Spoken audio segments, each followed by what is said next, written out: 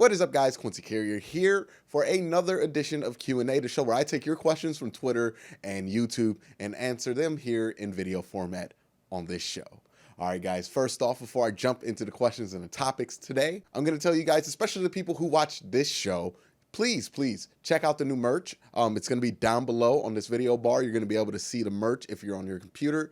It has a inside joke in there for a lot of the people who watch this series in particular. But again, check it out. And if you like it, please consider buying it. It would make me happy. And if you do, please take a picture on social media, send it to me.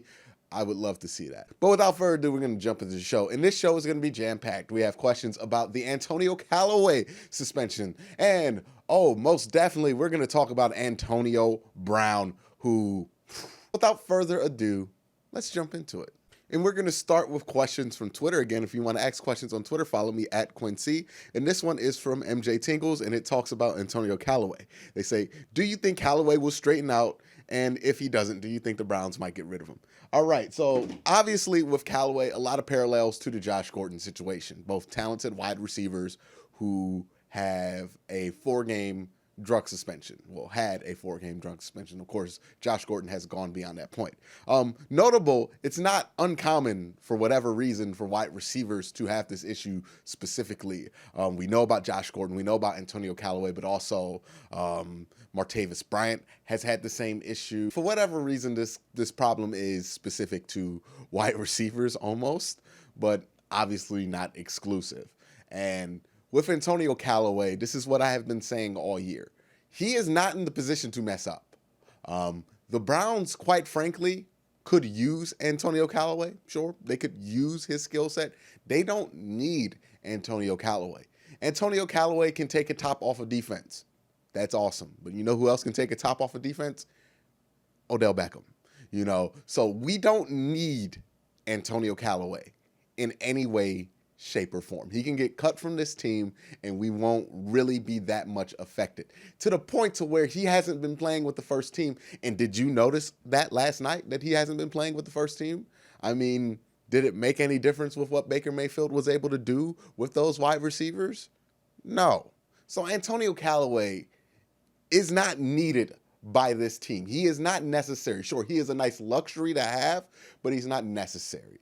And if he can't get his act together, if he has one more slip up, which I honestly think he's already had enough slip ups, but if he has one more slip up, he should be gone, because it's more about the culture at that point. You don't need Antonio Callaway as much as you need to keep everybody in line and felt like they're playing under the same rules. If you make exceptions for a dude who is 4th or 5th string wide receiver right now, he's definitely not a 3rd string wide receiver. And Rashard Higgins has taken whatever role he was going to have, especially now with Callaway having a drug suspension. I worried about this at the beginning of the year because he wasn't going to have a huge role. I worried about this based on his history, and it's all coming to fruition with Antonio Callaway. Do I hope he gets some help? Do I hope he changes his path? Do I hope he makes it better and this is just a blimp on his long radar of a career? Yes.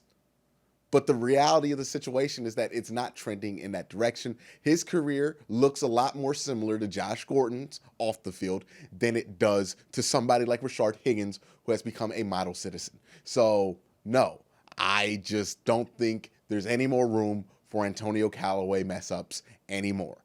He's not important enough to the team. He's not pivotal enough. He's not talented enough, quite frankly, for this team to bend over backwards for him. So if he wants to mess up again, I think that the Browns should just cut bait and let somebody else deal with that problem, because a headache from a 5th wide receiver is not what's worth it. That's why they traded away Duke Johnson, because he was a headache at the 3rd string running back spot. We can trade you if you are a 5th or 4th string wide receiver and you're going to give us a headache. That's just my opinion on it. I got 2 questions here from Brian Waddell, who says, what the hell are they going to do at kicker? Is there anybody decent available to pick up? Well, my first response to that would be, I think they're just probably going to have to go with Greg Joseph. I think he's better than anybody could pick up. Sure, he could pick up a Matt Bryant, but how much does he have left?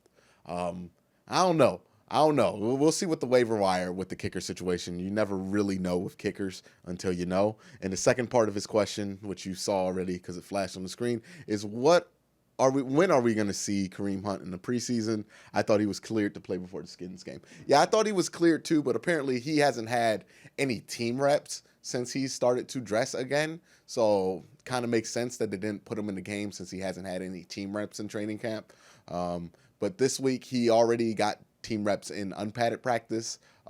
So I would anticipate he is probably going to see some playing time next week against Indianapolis. The next question is from Older God or Dogpile Rob, who says, what is the over or under on how many holding penalties are going to be called on this team against our defense this year? That's an interesting question because Myles Garrett looks like you almost have to hold him. So it looks like this defensive line is going to be a fierce one. And I'm interested to see what the answer to that is. I want to see what this defensive line looks like with Sheldon Richardson and Olivier Vernon before I really make any concrete answers. But I do think this might be one of the more tough defensive lines to stop in the NFL.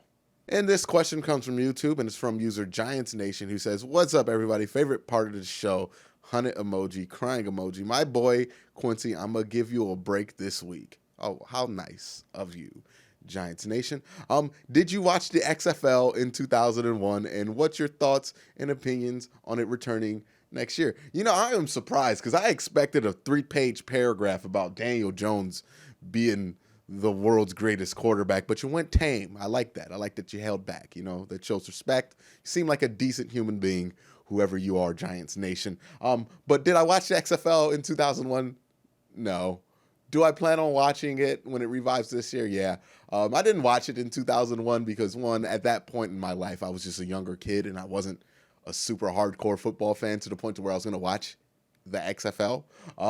But it looks interesting. The AAF was interesting, so I would like to see, you know, kind of how the XFL does with Vince McMahon having more of his own money and more of a structure and experience with running his own sports league independently with what he does with WWE.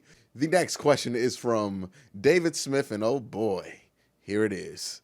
Q, what is your take on Antonio Brown threatening retirement? I gotta put the phone down for this one and take a drink of water real quick.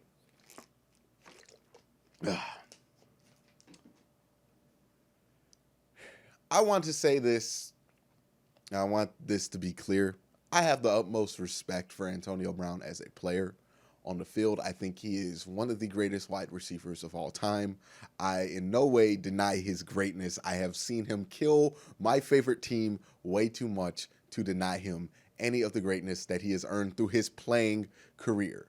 But I have never seen a player in the span of 12 months lose the amount of respect from the entire NFL fandom as fast as Antonio Brown is.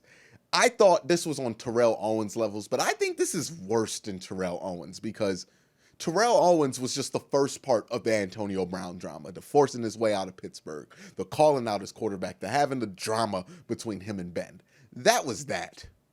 What he's doing now, one, it makes no sense, okay? Two, it's silly.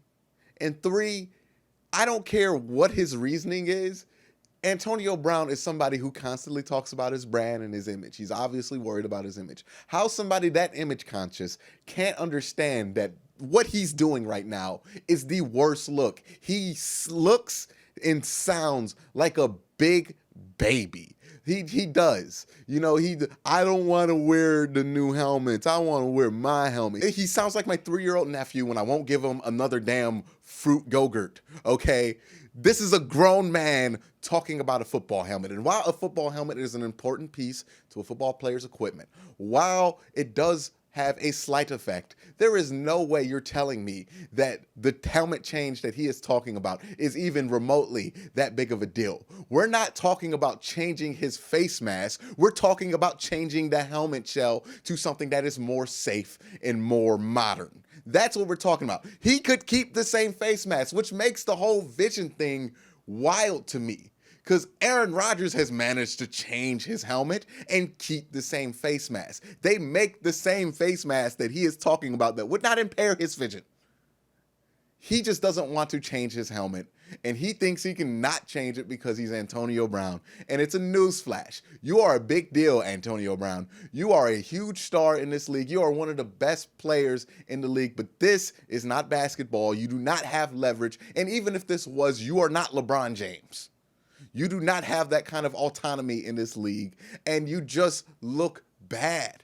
This just looks terrible. It makes Pittsburgh look so smart for getting rid of him for just a third-round pick, because if this was the human being that they hid with behind all that structure in Pittsburgh, and it's now coming out in whatever that organization in Oakland is, then it's amazing that the Steelers were able to be as successful as they were if this dude was this big of a baby behind the scenes, and it's just coming out now. I don't know if his ego has inflated and it's at a fever pitch now in Oakland, or if he was always like this, but Antonio Brown is the biggest baby in the NFL. I have never seen a player cause as big of a deal about something as stupid as changing a helmet shell for his own safety.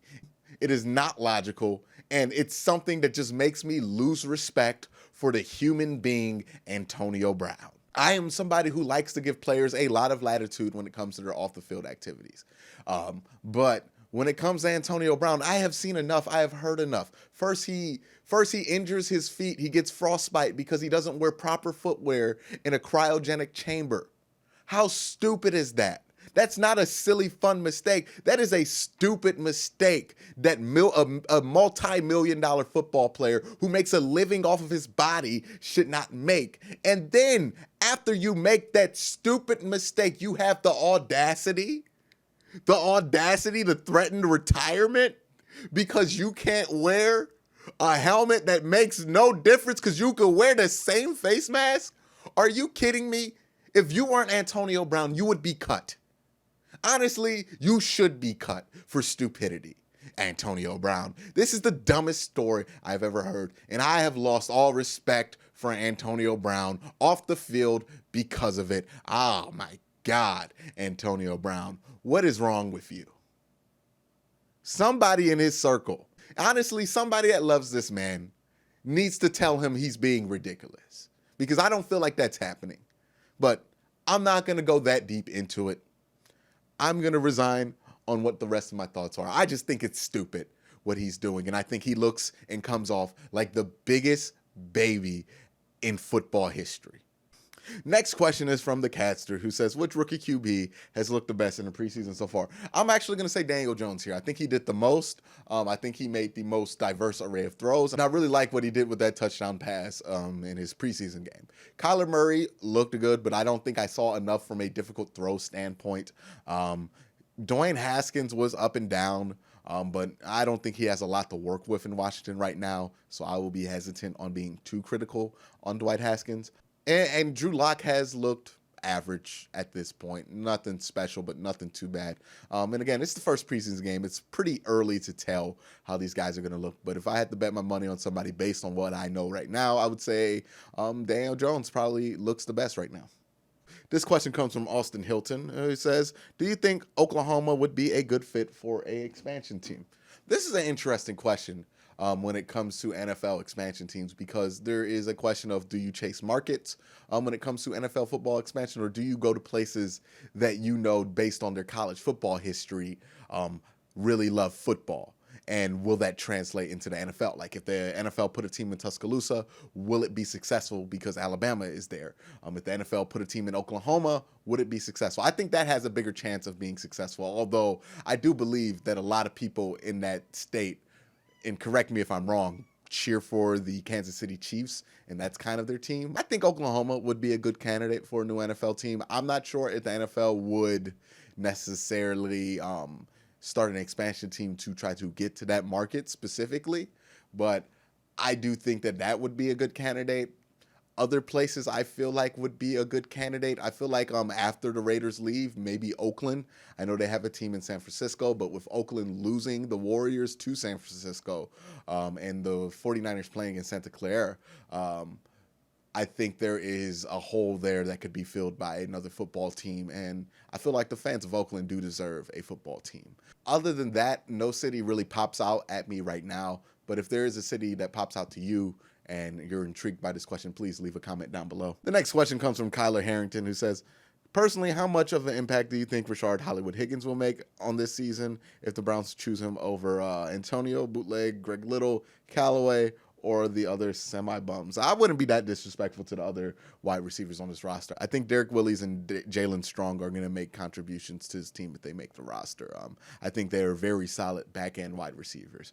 Now, with Antonio Callaway being Antonio Callaway, it has left the door wide open for Rashard Higgins. And the main thing I want to talk about in answering this question is the difference between a guy who realizes there's an opportunity to seize and a guy who doesn't realize that there's an opportunity to seize and only sees his role getting smaller. That's the two outlooks that we have here. Antonio Callaway probably does not see that there is a huge opportunity for him to take advantage of with Odell and Jarvis being here. And Rashard Higgins, on the other hand, has taken this opportunity to become a sponge and work harder than he's ever have. And you can see the difference in the two players. Rashard Higgins is not as fast, is not anywhere as near as talented as Antonio Callaway, but he blows him out the water as a wide receiver right now because he is focused, he is determined, and he has the right work ethic and the right outlook on a situation. Antonio Callaway, who is much more talented, should be the better wide receiver, is lagging behind Rashard Higgins because he doesn't have that. And I think that is a huge difference in the two. So while I think Rashard Higgins is going to have a huge role in this season, and I think Rashard Higgins is going to have a great year this season and earn himself a pretty nice extension, I think Antonio Callaway at that same point of the year might be struggling to find himself on a roster if he doesn't get his act together. So that's the difference between outlooks for anybody who is in a tough situation as far as athletics goes, and is looking for the right way to look at it. Follow Rashard Higgins because he has taken this situation the right way, and look how great he looks. He does not complain about playing in the third quarter of a preseason game. Rashard Higgins does not, because he takes that as an opportunity to get better. Rashard Higgins is absolutely the type of player you want to have on this roster and the type of player I love. So, yeah. This question comes from Taiwan B, who says, hey, I thought the third and fourth string quarterback looked better than our veteran backup quarterback. What do you think? He's talking about Garrett Gilbert and I always forget this guy's name, but the quarterback from Purdue, Blau, and, of course, Drew Stanton. Now, I will say there's a caveat there. Drew Stanton played against semi-ones and twos when he came out there, since he did come out there so early. The first team only played one series. So, yeah, he did not look great at all. He missed a lot of throws. He looked pretty bad. But I'll give Drew Stanton the rest of the preseason to see if he should be the number two.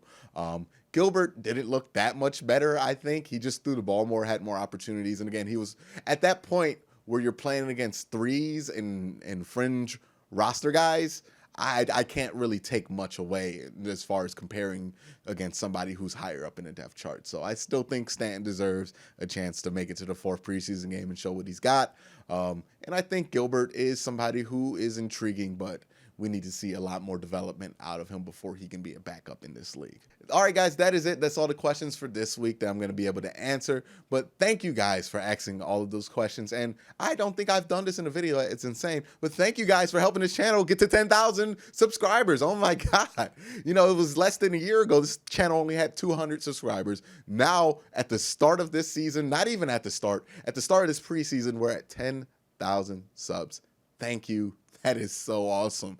And I can't wait to see where we are once the season starts and once this thing really starts to get going. But thank you guys for that so much. And again, if you're new to this channel and you like what you see and you like what you've heard, please hit that like button, hit that subscribe button, and ding that notification bell so you can be notified when I upload, because I upload like a madman during this time of the year. And if you have a buck or two to spare, please consider joining the Patreon. Not only a buck or so a month gets you on the bottom of this screen in this ticker bar, but it also gets you access to the Fantasy Football League. If you're watching this on the day that this uploaded, note this is the last day to sign up, August 10th.